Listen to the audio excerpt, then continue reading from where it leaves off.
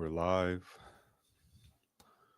Welcome to a happy Halloween. Welcome to a spooky stream. There's nothing quite spooky about it, but we are here. It is Halloween.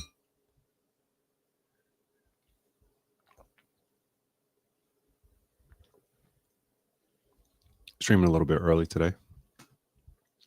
I have to go do Halloween stuff with my family. So we will, let me see here. What do we have today? So we, of course, have some film review. Shout out to our newest members in the Speed Lab school, Speed Lab community, Speed Lab Academy, whatever you want to call it, right here. Got some film from Brian. We also have some more, new members. We got nine members. Very happy with that.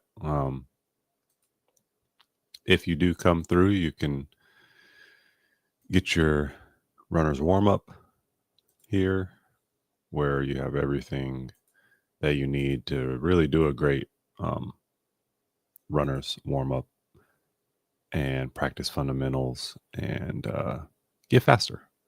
So we will go over some subscriber video soon, as the title of the stream indicates.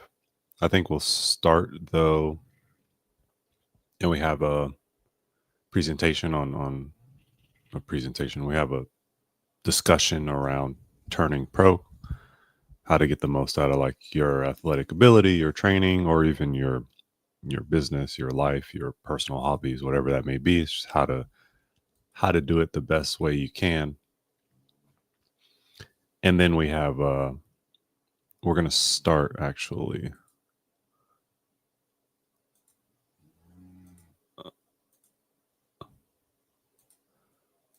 here. Okay, I love watching these track all access channels. We have Auburn Sprint Factory 100 and 200 meter workouts. I love to just see what they're up to, see what you can learn, reps, sets, coaching styles, coaching techniques, things like that. And fortunately, I think they do not have copyright on their videos, so thank you for that. Just sharing the sport of track, I think that's important. So I haven't seen this. Let's go ahead and see what they're up to at Auburn in this Sprint Factory video. I don't want any of the music to get us. Looks like it's a little bit of rain, but still looks kind of warm. You can get that weather. Not likely in California. Okay. The 100 meter group workout, 3 times 160 with 12 to 14 minutes rest. So this is obviously going to be very, very fast. You only have 3 160s. What is that? 430 meters total. And look how much rest you get. This is allowing full recovery time for your nervous system, 12 to 14 minutes rest here. I forgot one other thing we have to do today, which is that we're going to go over a 4-week sprinter starter plan as well. So I have that as a free download. I might make it not free in a little bit, but we'll go over it today. Okay, so you have this 12 to 14 minutes rest that allows the nervous system a max time to recover. So let's hear what we're working on good acceleration for the first 30 meters, right? We're working on tap the hands through the exchange zone, get up and tall. I want the hips tall when we get in the straightaway, but I want to be on top of them, right? And then I want to keep everything here. I don't want to drift the shoulders back at all. Just stay on top all the way home. We're looking for about 16. Tap the hands, not quite sure what that means. That's a language that coach and the athletes have developed because they all seem to know what it means. Up tall with the hips, that's something that you're going to hear often. And shoulders forward, not rocked back. Again, something that you'll hear often. Flat for 150. 16 flat. Right? So about 17.5. He said for 150.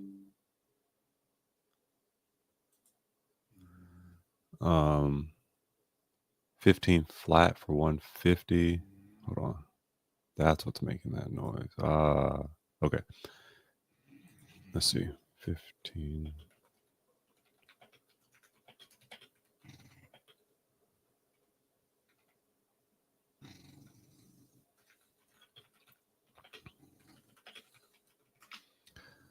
That, let's see.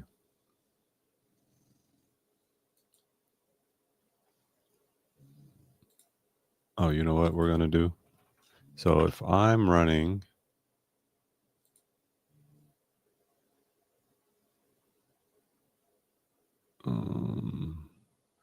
15 seconds flat for 150, what would my 1 meter time be? He said 15? No, he said 16.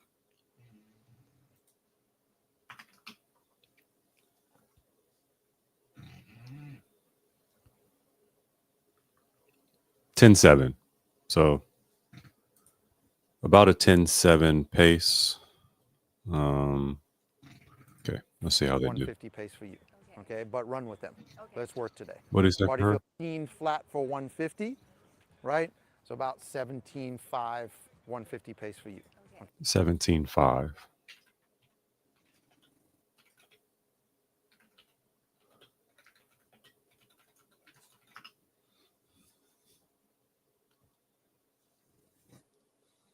$11.3 to $11.5 range. Let's work today. Body feel good? I feel good. Good.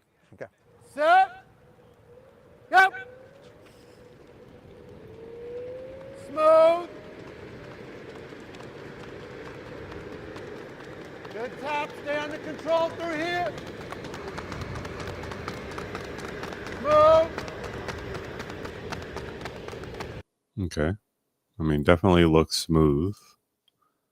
I wonder what their 100. 16.4 for 160. Yeah. You popped out, but he ran the turn, didn't he? Yeah. Yep. Oh, excuse me. It was 160. So 16.4 for 160 for 160 meters.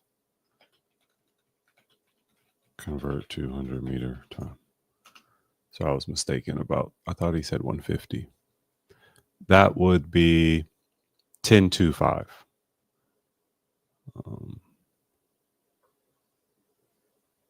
Around 10.25, 100 meter pace. The first step's got to push, right? Then you don't have to go run after him, okay? But it's a little quick. So you guys got 10 minutes. 10 minutes You're spot on. rest. They just ran too fast. They should have been 8 meters further back from that. You're fine. Yeah, we're gonna run a couple. Okay, I was wrong. I was wrong again. It is for 150. Coach was saying that they went a little faster than they were supposed to for whatever development, whatever cycle that they're working on. So a 200 meter group workout, 3 times 190. Again, same rest, 12 to 14 minutes. Well, 190s here, and so they're extended out. Keep them under control. A little We're bit, aiming 30 for about meters. 20.5, which is 21.5 pace for the 200. So we're in a 3-point start. 21.5 right? pace Good for the turn. 200. This is the type of specificity you like to see with a coach, like the difference between the 100 meter training and 200 meter training. Sorry. Sorry. So we're in a 3-point start, right? Good turn. Make sure the right hand comes across the body. Make sure we're tapping down the first 30 of the straightaway, and then we're under control. Do not race, please. Okay, so right hand across the body is a technique used to get you around the turn a bit easier, a bit faster, rather than having the right hand come, straight or semi-straight. You want it to come around across the body a little bit here to get those shoulders turned in the way that the turn needs you to be.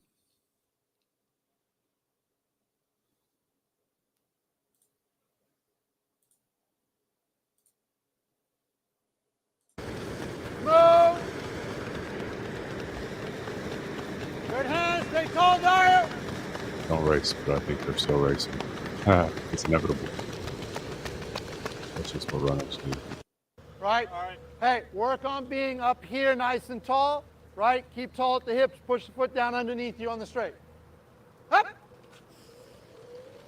That's better. Put your foot down underneath you on the straight. Basically, it's accelerate. Once he comes off the turn, he wants to see acceleration. I want to put my foot down. I want to put more force into the track. There's a nice little balance where the longer you spend pushing off the track, the more you accelerate. But then, of course, you could spend too long pushing. How'd that feel? Exciting.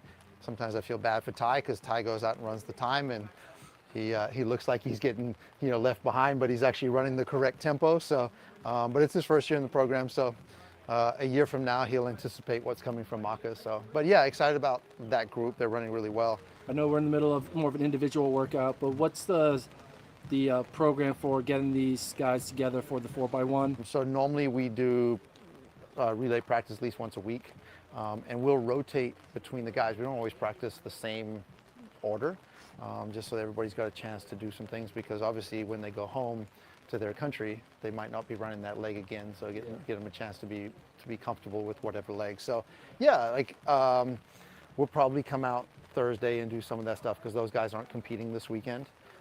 They have the weekend off, so we generally compete every other weekend, which gives us a 10-day training block. Yeah. So sometimes we put Ty in this group, and we make Maka and Dario run behind him, because he's the only one that'll actually run the tempo. So Also, we should just stay. I like the philosophy of the coach already. Basically, these are athletes from all over the world. So making them run anchor because they're the fastest in their college, but if they go home, they might be first leg, and then they won't be in a good position to accelerate at home, no pun intended, but they won't be used to running the first leg. So coach is trying to put them in the best position to not only run well in college, but after college. set, up.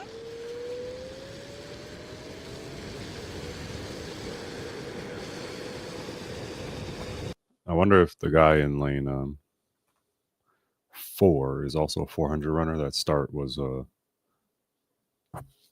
big. I mean, he's a big guy, so like it makes sense. But look at the start difference between 4 and 5.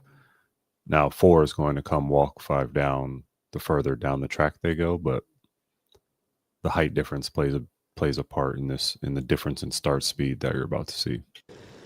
Set, up.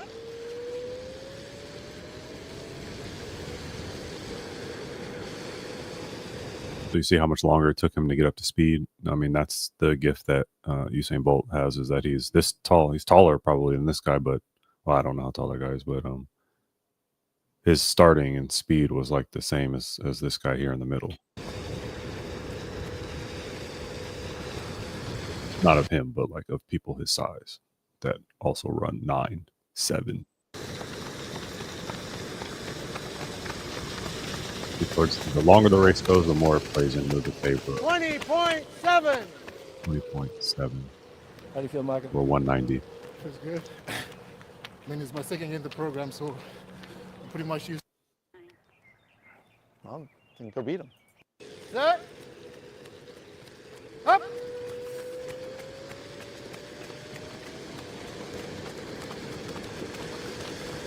Take control right there, Ian.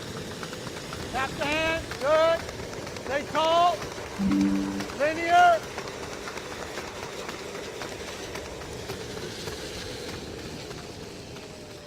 I think tap the hands is just about turnover. My coach used to say beat the drums. I think it's fairly similar, where your hands are going to dictate your turnover, and he's just telling them to keep their turnover going.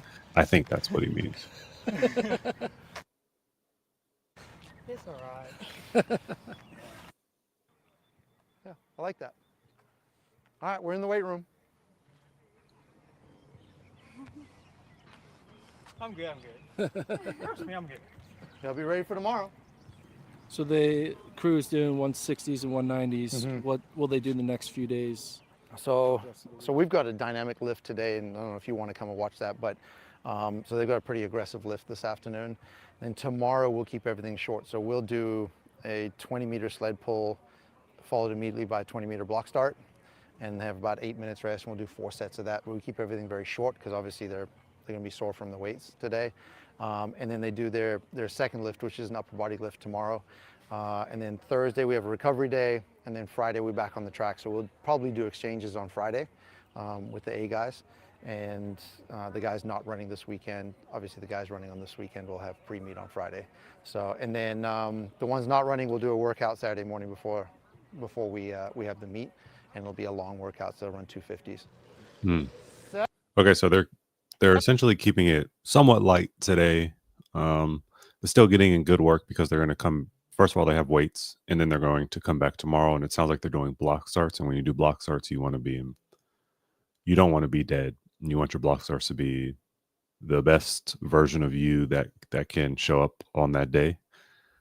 So it sounds like he didn't really kill them today. Maybe they have a meet, some of them, and then for those that don't, they have a big workout on Saturday. Okay, so we're actually going to implement what we learned here in this. So this is the 4-week sprinters course that I came up with, and we're going to. So when you plan workouts, they're like living, breathing things, right? Like they're going to change because hopefully your knowledge of what to do changes. So we're going to take what we just learned from Auburn Sprint Factory and go over this 4-week sprinters course. Now, these concepts here are not my own. They're from all the top coaches. They all kind of have this method and system of training based on on their goals and based on the cycle in which they need to run fast. As you just saw in the Auburn Sprint Factory, they were being smart with what they were doing because they know what they had coming the rest of the week, the rest of their time. I don't know what kind of meet they had coming up. Let me see this. Auburn video was, I don't know. I'm having trouble. Oh, here we go. 5 months ago. So it was towards the end of their season. They were trying to get ready, but the majority of the time, the people that hire me, they come with, I mean, if I get 4 weeks of training with them, then that's like more than most, but they're often around the 4-week range. And it's not really enough time to do anything meaningful as far as your speed is concerned, but you can still get better in that time, especially when you follow something like this, right? Week 1 is going to be hard. You want to overload. You want to introduce high intensity volume or high volume work to create a strong stimulus.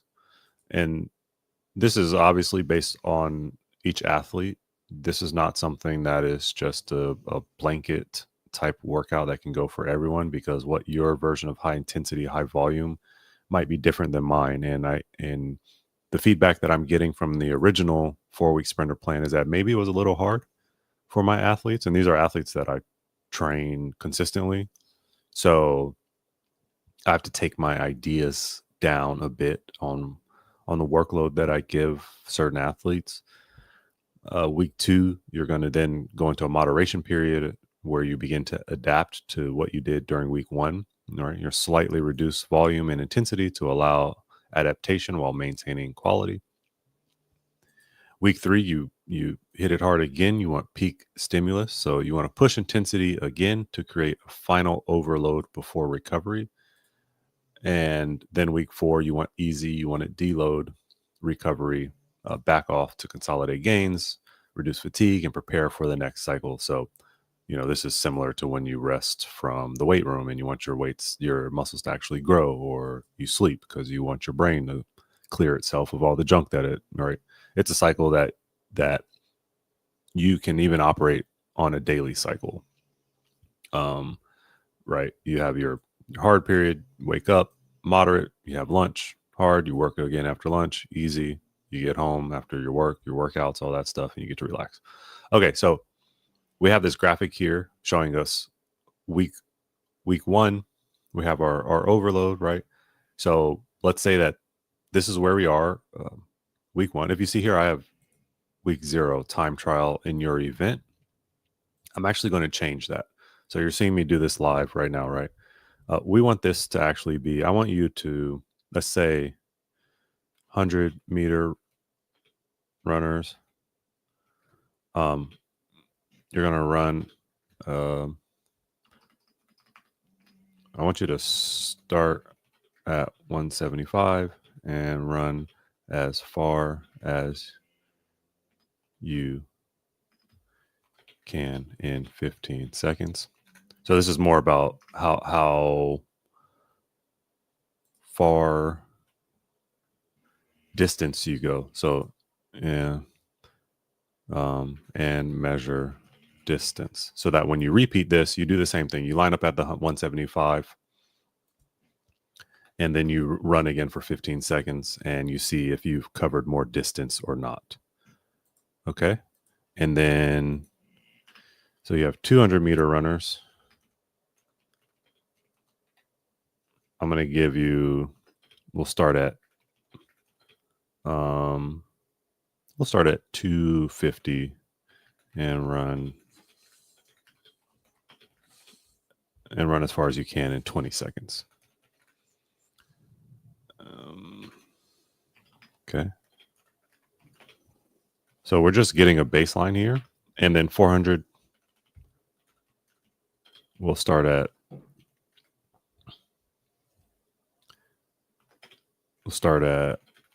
300 and run as far as you 30 seconds. Okay. So that will help us determine our baseline, where we're going to start.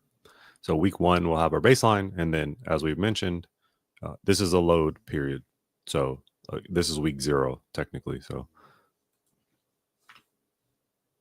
and then week 1, you load. So your base, you'll actually come below your baseline. So if you were to test again, you won't run as far or as fast because you just did a big load. You haven't given yourself time to adapt. So now that you have adapted, and then again, the week isn't enough to help your training stress come down. You're still going to be sore and tired. And then when you allow this adaptation to come down, you're going to hopefully feel a bit better coming into week 3 and able to tackle this hard week again. And this is where you want your peak stimulus. So you want your most maybe difficult workout, or highest intensity workout. Maybe not difficult is not the right word. And then come week 4, you want to back off a lot so that you get this recovery super compensation. So up and then up again. That's the idea. And what I noticed with my athletes was that week 4, they were not recovered. So because I think week 4 and then week 5 or week 0, you retest and see where you are. So I noticed that they were not recovering during week 4. So we're going to switch this up just a bit and see where we get. So we'll go ahead and we'll copy the Auburn Sprint Factory. So for the first load, we'll go 5 times 160 at 75% with 8 minutes rest. So these plyos, we have double leg bounds, lunges, skips, and strides. Recover 2 sets of flying 60s. Day 5, you have hills, and then you get to have day 6 off, and then day 7 is a recovery. Week 2, we're going to have moderate. So I want you to have kind of a speed day, block day. We'll say max 85% because I think this messed up my athletes a bit because they were trying to really go hard here on these days. So 20 meters, 3-point stance, walk back, 40 meters, 3-point stance, walk back, 60 meters, 3-point stance, walk back, and then rest 8 minutes. And then you repeat that 3 times. And the following day, you have a speed endurance day. So we'll take this down to 3 times 250 at 75% with 10 minutes rest. And then day 4 is just a tech day. I just want you kind of doing arm swings, high knees. Actually, I want you to also do 6 sets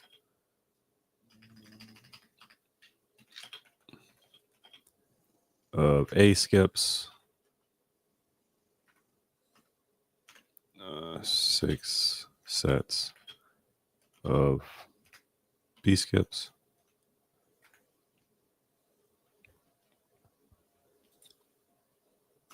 and then we'll go, yeah, that's good.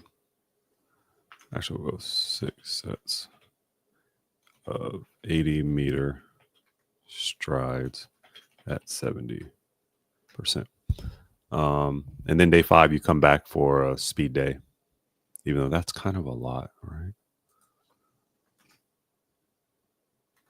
I'm going to mess with it a little bit. I'm not sure I want you doing a speed day on day 5 here. We might actually swap some of these out before we come back for another load day. So the first load day was 5 times 160. Yep, we can go 5.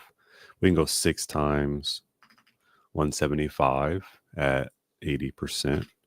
I want you to stay with 80%. I just want you to work on form, right? Another plyo day here. Recovery day, flying 60s hills. And then you have your light day. We'll go speed again, tech day, speed, off recovery.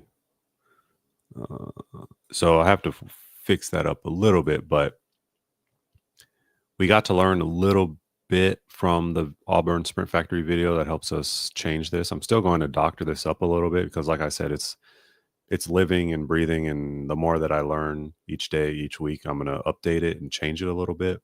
I will go ahead and put this on our Speed Lab tab. If you're interested in gaining access to that, you can. Okay, you can check it out there. So that's that. Now, should we do film review? Why not? Let's go ahead and do film review, and then we'll end with how to turn pro, right? So this is our newest member, Brian.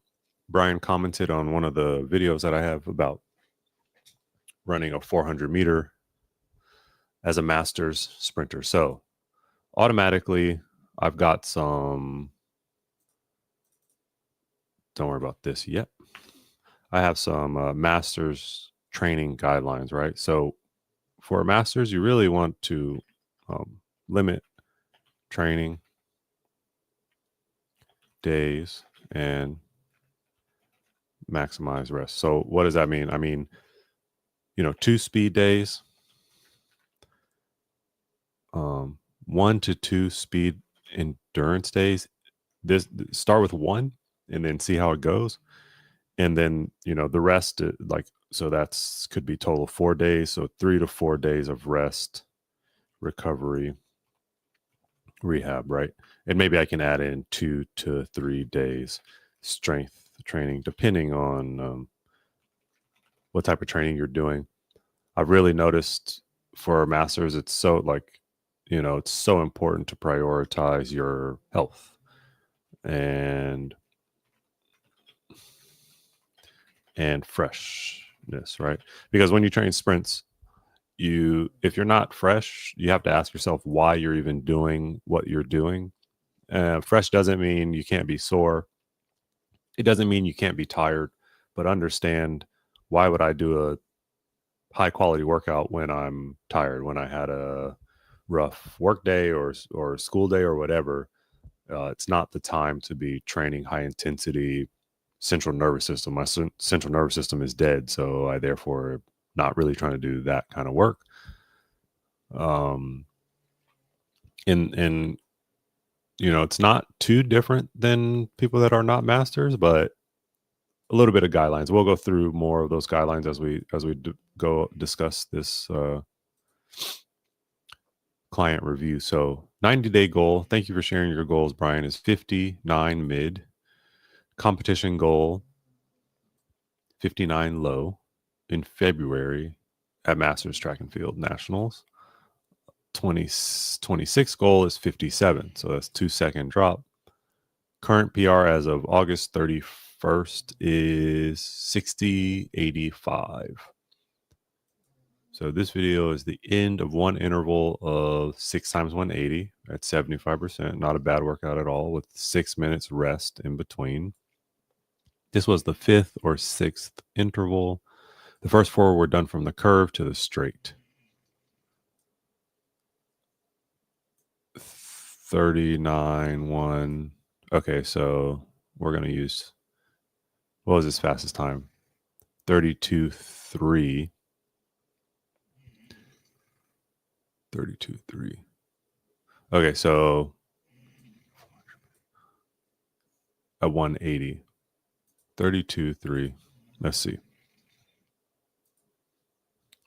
If I run 32.3, was it 150? 180. Oh yeah, we're gonna have to get that time down by a lot. I don't even need ChatGPT to know that. Okay, 180. What my? I know that it's 75%. Yeah. The 180 was at 75.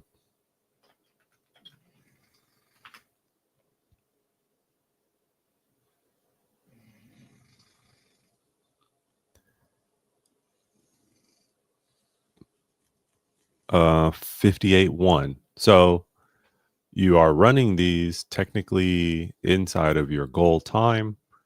Let's see what we have. Oh, these are the times. Oh, cool. You have to tell me how you did this. 32.3. Okay, let's go ahead and watch this video here. So this is Brian.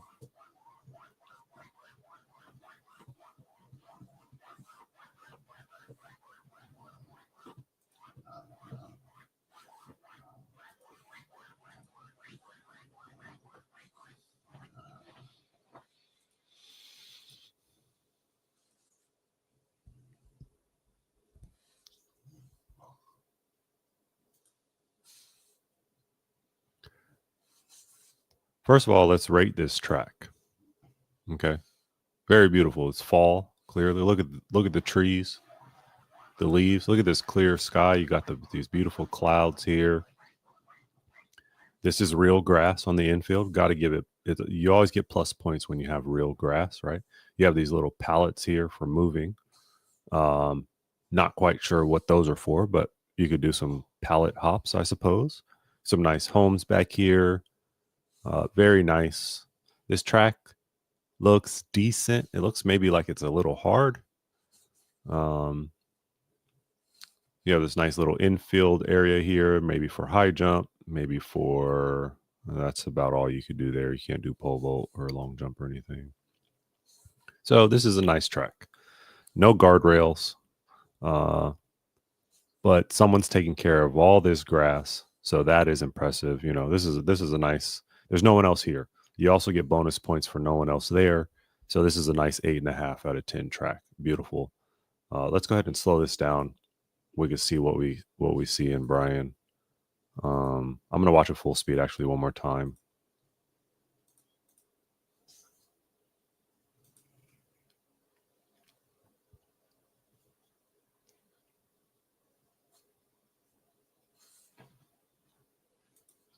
Looks very good, Brian. Possibly a little conservative, but as we said, you know, we want to be conservative in this context with training because we do not want to get hurt. That's the biggest challenge for not only masters but for any athlete right there, right?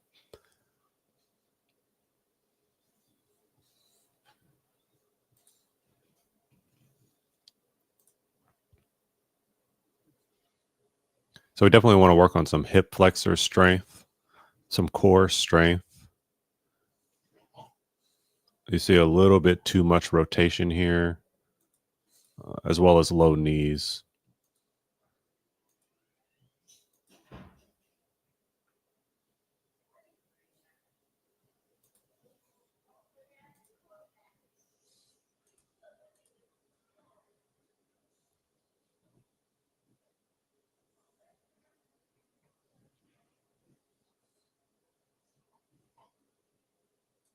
Yeah.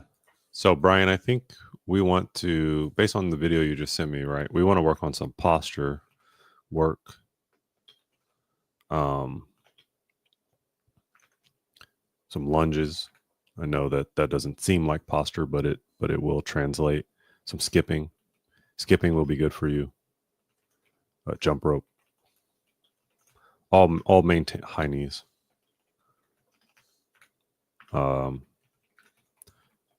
Straight leg bounds or quick. I call them straight leg bounds. Fast. What do they call it? Fast feet or something like that. Lunges, skipping. Oh yeah, also all the drills that we know to be true in our warm up, right? So inside of there you have A skips, going to help you tremendously. B skips, help you tremendously. C skips, help you get the rhythm down.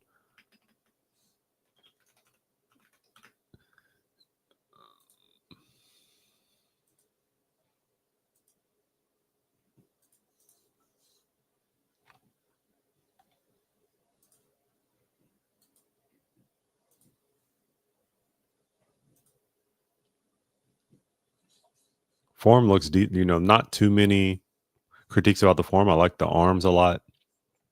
Look at how you're just floating here, right? I like that. That foot is kind of underneath us. That's impressive. We just have to add a little bit maybe of power into those strides. And luckily, power is one of the, as we age, power is one of the last things that goes. The turnover is another topic, but we want to get you doing a little bit of turnover work.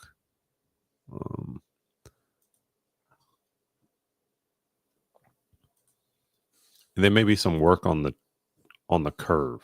I would wonder how much you understand about 400-meter strategy, but this curve run needs a bit of work. If you saw the Auburn factory video that we just covered, that right arm on the curve should come a bit more midline here. It's going to help rotate your shoulders, right? I always want to be looking where I'm going, and right now you're looking straight, which is great, except for the problem of we're on the curve here. So I want to be looking. We'll just say, for example, right? If now is your 150, I'm looking actually at the 100-meter start line, and maybe I check up just to make sure briefly, right? It doesn't take much work to move your eye to check up and see that you're in your lane, you're on the line. With enough reps, it will become true. You won't even have to know.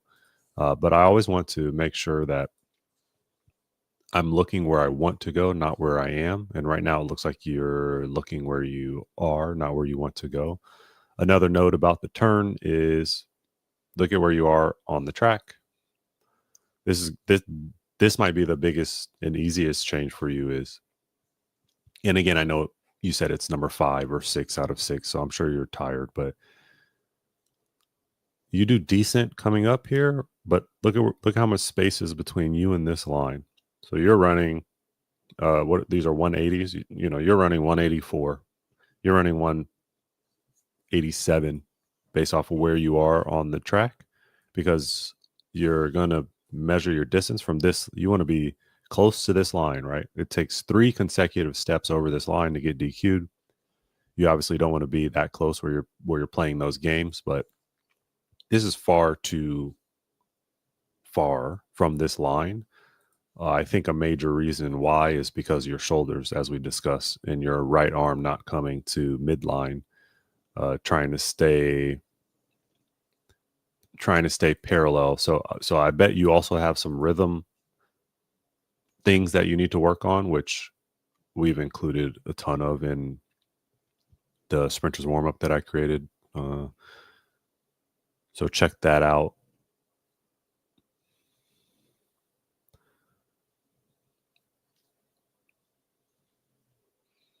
Yeah. So again, Brian, for you, we've got to learn to run the turn. We got to work a little bit on rhythm. Let your shoulders kind of naturally Atlas coach. What's his name? If you know his name, let me know. But he discusses how you want your shoulders to undulate and turn. Oh, we're not even. Sorry, I went over all that. Let's see if I did it right now. So this is what I was saying about look at where you are on the track. Look how far you are from this line. And look at that. And then the right arm needs to come midline, and your shoulders need to be turned, facing, not turned completely, but angled as though you're coming around this turn. Right now they're angled in a way that you want to go straight, but I need your shoulders angled with the curve of the track. Okay. So we need hip flexor strength, we need core strength, we need rhythm and posture. And so that is why I'm suggesting all these things. So go check out the sprinters warm up, get some experience doing that.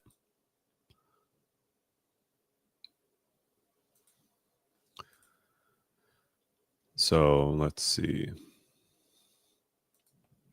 So that was Brian. I'm going to share that feedback. Should I just do it now while it's fresh? Why not?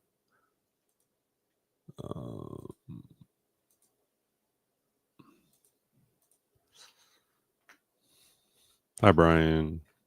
Let's recap.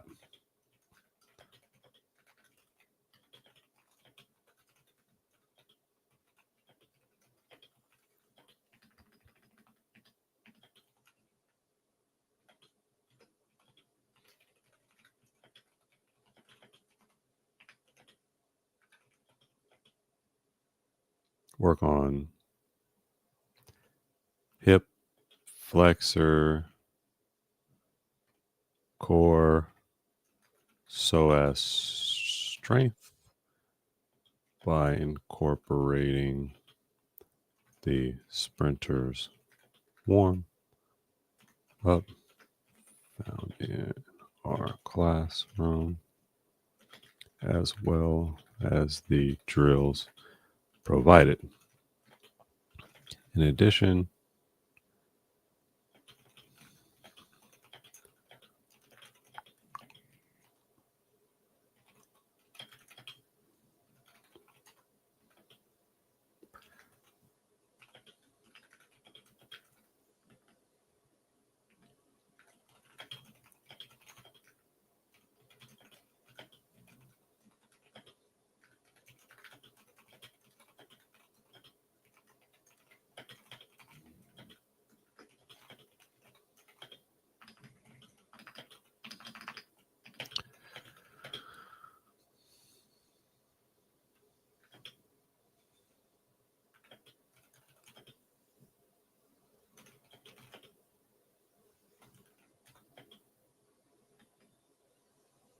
how do you say this? You are a few feet off the line of the curve, making you run a further distance.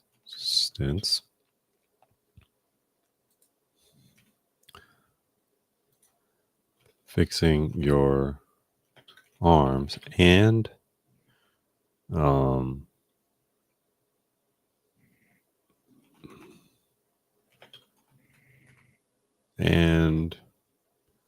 what is it? Your vision will help. Look where you want to go, not where you are. Everything about your posture, body, language, and eyes are telling me you want to go straight, which is great for a 100-meter runner, but not for a 400-meter and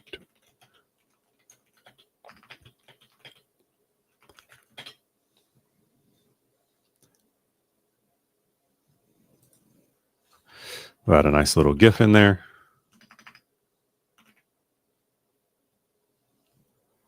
We could do better than that. We'll do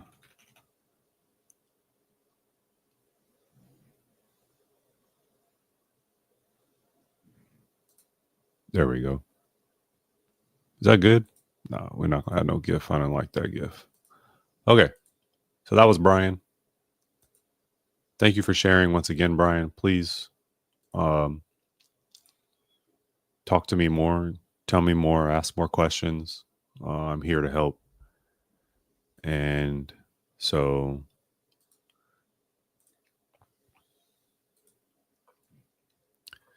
okay, so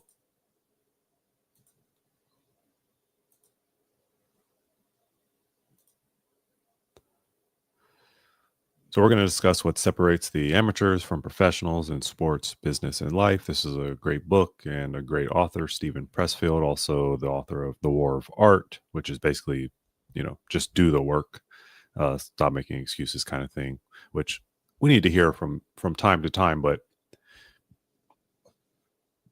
from this book, I kind of garnered 10 rules that every professional athlete seems to follow in order to turn pro.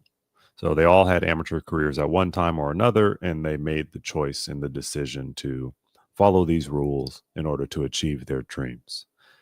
Oftentimes we don't know how to get to the next step or where we're limited.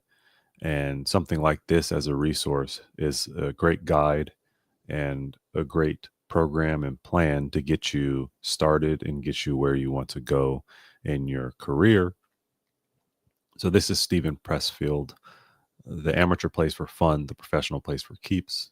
I tend to like this quote a bit better. Start before you're ready. Don't prepare, begin. The key idea here is turning pro isn't about talent. It's about mindset. This is not a decision. This is a decision, not a status. And it's something that I had to learn as an athlete and that I am currently learning as a content creator, starting before you're ready and just beginning. And then obviously once you begin, right, you're going to prepare, and that is part of the challenge. But in the beginning, it's just about starting. And if you're here watching this, I know that you have ambitions greater than but most. So we're going through this together.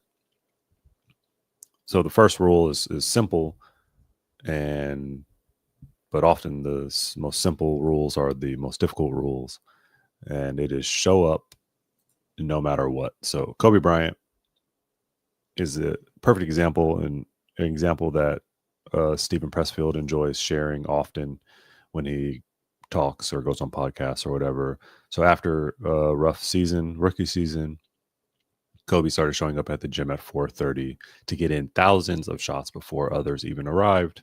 He didn't rely on motivation. He relied on ritual. So I don't know if you also know this or not, but Kobe Bryant was in the gym the day that he got drafted. He attended the draft via Zoom or something and then went to the gym after. That is, if that's not an example of greatness, I don't know what is. We have him here in this picture. He's in a weight room. This is clearly, if I had to guess, this is clearly the morning. I suppose it could be night as well. But you see him here. I love the depth, the darkness of this picture, because it speaks a lot of volumes of the moments that you have while you're training, where you will find yourself in this position. And similarly, the moments that I will have as a creator, where I will find myself in this position. Kobe Bryant quote, "I have nothing in common with lazy people who blame others for their lack of success. Discipline equals freedom, discipline over motivation." Rule number 2 is do the work despite fear. So famous story, Michael Jordan was cut from his high school basketball team as a freshman. You don't always hear that he actually made JV. But Jordan used this as fuel. His coach at the time actually knew that's what he needed to create the beast and the monster that we know as Black Jesus, Michael Jordan. He practiced obsessively, returned to as a transformed player. Fear of not being enough became his reasons to work harder than anyone else. I know fear is an obstacle for some people, but it is an illusion to me. Fear always makes me try harder next time. So fear doesn't disappear, you move through it. So I think it's helpful to know that, listen, like even before games, there was nervousness there. There was the fear of failure there for him, same as it is for me when I spark up a stream, same as it might be for you as you try the sprinters warm up that you've never seen, that is in this weird program that you heard about, and you feel foolish and you probably look foolish, but it won't it won't go. What I've noticed is that, yeah, it won't go away, and you just have to push through it. And then it literally, the thing that you're afraid about never usually comes true, or it's over in a week. You don't know how to do A skips or B skips, and you're at practice and you look foolish, but then in a week you're doing them better than anyone else. So rule number 3 is to build craft, not validation. This is one of my favorites of all the rules. Even after becoming NBA champion, Kobe would drill basic footwork for hours during Team USA practices. He was spotted working on post moves. Most rookies do. Why? Because mastery isn't about applause. It's about repetition. This is my favorite quote, I think, of the whole presentation that we have here. It's not the destination, it's the journey. And if you guys can understand that, then what you'll see happen is that you won't accomplish your dreams. Your dreams won't come true. Something greater will. Again, when I look back at any greatness I've had, that is true. That is the case. And so I'm embracing the journey now. Rule 4 is that you want to treat it like a job. So, you have LeBron James. By 16, he was already approaching basketball like a CEO. He reviewed tape, followed a strict sleep regimen, took recovery seriously before he entered the NBA. It wasn't just talent, it was structured execution. Quote LeBron James, you have to be a professional from day one, even when no one's watching. And what I love about this is actually, like, of course, 16-year-old LeBron saw the writing on the wall, as we will say, that his future was basketball. But he didn't take it for granted. Like you see this in a lot of people where they have these abilities and they just kind of sit on them. But LeBron was conscious enough that he's going to use all his tools, his God-given ability that we all recognize he has, and that he'll be able to make the best of his life. Rule 5 is to choose growth over ease. This is a big one, especially with I'm guilty of it, right? Phones, YouTube, so easy to binge watch whatever it may be, or to scroll endlessly, but that's not where growth lies. So you have Serenus and Venus Williams here. They were raised, trained on public courts in Compton. They didn't have luxury. They just had grit. While others chased comfort, she learned adversity, honing her game in high-pressure environments from a young age. You have this great picture of them, I'm assuming, at a court in Compton. And luck had nothing to do with it, because I've spent many, many hours, countless hours on the court. And then you see the outcome here. These two sisters celebrating a major win. Rule 6, use resistance as a compass, the big R. This is another one of my favorite rules here, because we all feel that resistance of whether we want to wake up early or do core work before we shower or stretch while we're watching TV. You feel the resistance to be lazy or to not do what you're supposed to do. And though that's often the area that you need to head into and dive into harder than any of the other areas. We have this example of Simone Biles at the 2021 Tokyo Olympics. She shocked the world by withdrawing from competition to protect her mental health. She had this big resistance around stopping and taking care of herself, because she didn't want to let down her teammates, her country, herself, her coaches. But she decided to lean into that rather than push through this and risk injury. She chose herself. She chose her awareness and self-control. At the end of the day, you have to be a little selfish. If not, you're going to hurt yourself. And you see this excellent screen grab here from Instagram, where the caption is "lack of talent, lazy, Olympic champions." This is, I'm sure, all stuff that people said about her as she was taking care of herself, choosing herself, and leaning into the big R. Effort over the excuses. Love this picture. You got Kobe here, broken shooting hand. What's he doing? He's on the free throw line shooting with his left hand. So you have this example, different, not from this picture, but when Kobe tore his Achilles, he didn't collapse. All right.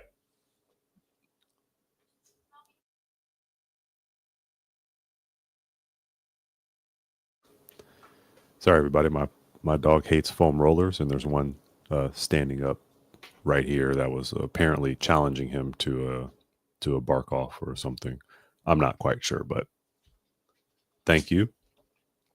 So when Kobe tore his Achilles, he didn't collapse. He stood up, limped to the free throw line, sank both shots. No excuses, just effort, execution, and pride in doing the work, even through the pain.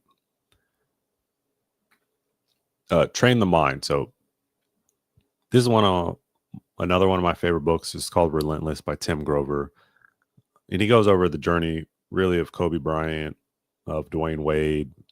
But inside the book, he kind of like when he first met LeBron, he apparently didn't have the killer mindset, if you will, the competitor that he was looking for, that he saw in Kobe, that he saw in D Wade. And you just look at the story, right? And it makes a little sense in the fact that you have this high school Sports Illustrated. We know that he's basically deemed the next NBA star. Kobe was already in the NBA. You have him on Sports Illustrated, the chosen one, literally the chosen one of NBA. Then he went through this journey of understanding what it was like to work with Kobe Bryant when they played on the Olympic team together. And I guarantee if you had to ask him how this shaped his career, it just enlightened him so much on the missing piece that he needed to become King James. And so you see him in this final picture here as King James. So it wasn't so much about his talents, although I'm sure they worked on fundamentals and secrets of basketball. It was about his mind and how he trained his mind and how he even viewed what it's like to be the face of the NBA. Rule number 9, stop waiting for permission. Stop waiting for your friends to do it with you. Stop waiting for your coach to tell you it's okay. Right? Stop waiting for the sport to even accept you. So you have Serena Williams. Serena didn't wait for tennis to embrace her style, her power, or her voice. She brought her full set to the court, breaking full self to the court, breaking molds in fashion, motherhood, and media. She crowned herself long before the world did. I really think a champion is defined not by their wins, but how they recover when they fail. I love this picture. It's when she broke her racket, and it was a huge deal. And it's like, bruh, she's literally a professional athlete. If you've not, I don't know if this is true or not, but if you haven't smashed something or thrown something or broken something as a result of attempting to do your best, and sometimes you fall short, you don't care enough. That's kind of how I feel. So, and then rule 10, rest with intent. LeBron James reportedly invests over $1 million per year into his body, not just in training, but in recovery. From sleep optimization to cryotherapy and nutrition, his approach to the rest is part of his job. I get my proper sleep, I do my treatment, I eat the right way, and I just try to stay healthy as I can. This is a hyperbaric chamber. We don't all have the money to get a hyperbaric chamber. It's just a symbol and the sign that, when you're doing all this stuff, you have to prioritize even more getting the proper rest and doing the correct rehab and recovery. Once you've made that decision to go pro, it takes that much more effort everywhere. It changes who you are completely. It's not just you can't just change one thing when you decide to go pro. It actually restructures who you are completely. So turning pro means choosing discipline over drama. So we're going to pick 2 of these areas and live them this week. Then you're going to ask, which rule do I resist the most? Right? That's the big R. That might be your big breakthrough. Professionals don't wait for inspiration. They commit to the process. Inspiration is fleeting. Discipline is not. So again, I want you to comment below which two rules you're acting on today. The professionals love the work. He lives for it. He becomes it. I got this Steph Curry here to close out this presentation because I'm a Warriors fan. So, had to throw him in there. So these are just questions that you can ask yourself if you're living like a pro in the way that you want to be. Do you show up no matter what? Showing up every day. I think that's one of my rules for this week. Do I work through fear instead of waiting for confidence?